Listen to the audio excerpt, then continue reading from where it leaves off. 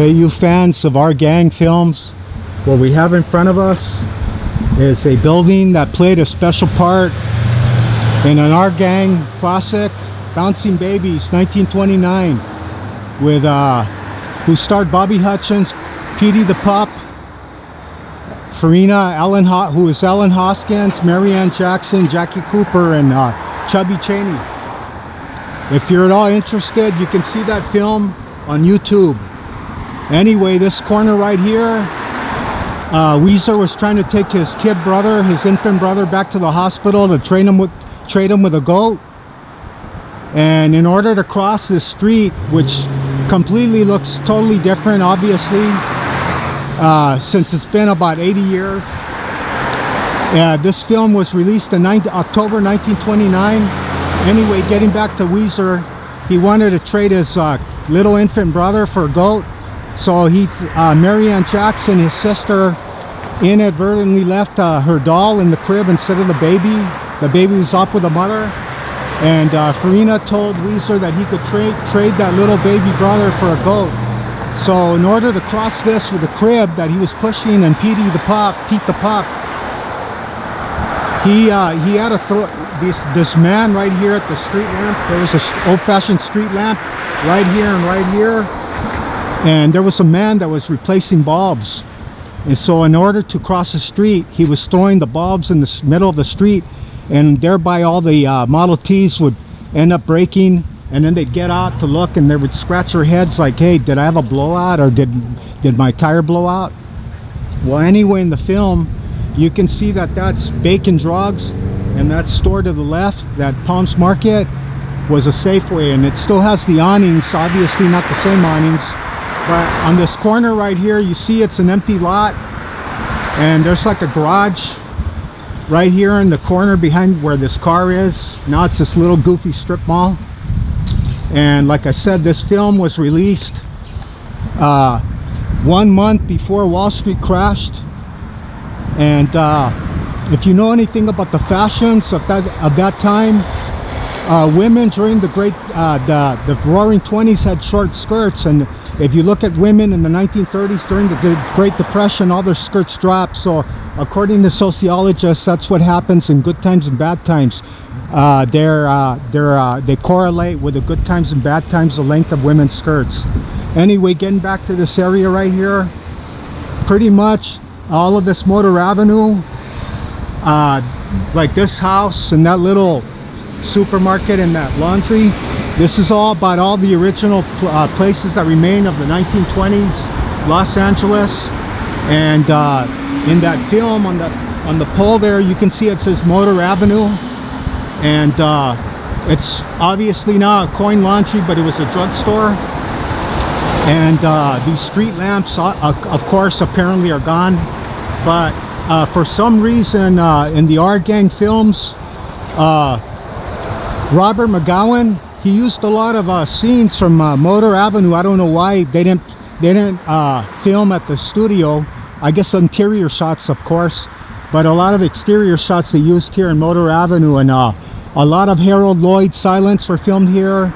In fact, in a lot of the Laurel and Hardy, and like I said, Our Gang and Harold Lloyd, you see a lot of places to say Palms, Palms Drugstore, Palms Post Office, Palms whatever fire department. Well, it was all right here because at that time period, this was called the Palms area of Los Angeles. And in a scene from Hog Wild, where Stan is in the back of the Model T with Ollie driving, and Stan's hanging on that ladder. Well, they're driving down this route here to that embankment over there, which was the Santa Fe Railroad tracks. Let me zoom in on it, and they go under it, and it's still a railroad, but now they turned it into the Expo line that's going to go from West LA to Santa Monica. And for whatever reason, I guess I'd have to read a book about the Our Gang. I know there is one film by Harold Malden, or I forgot what his name is, but maybe he would talk about why they filmed a lot of the films over here. But here's the famous corner where WEEZER was crossing. and he would throw the bulb and everybody would pull over and wonder what was going on. Maybe they had a blowout or their car engine blew up. And okay, and one thing about Bobby Hutchins, WEEZER, poor kid, he died at 20. And they said that of all the kids on the Hell Roach lot, he wasn't allowed to play with any of the other kids. His parents pretty much isolated poor Bobby. And when they would come to his bungalow to ask if they could play with him, his parents would never let him out, poor kid. So he never really had a normal childhood.